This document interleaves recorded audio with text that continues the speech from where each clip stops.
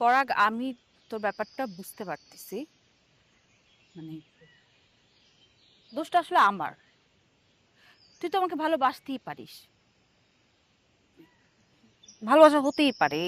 এই ফিলিংসটা তো আসলে আটকে রাখা যায় না, তাই না? মাঝে মাঝে আটকে রাখতে হয়।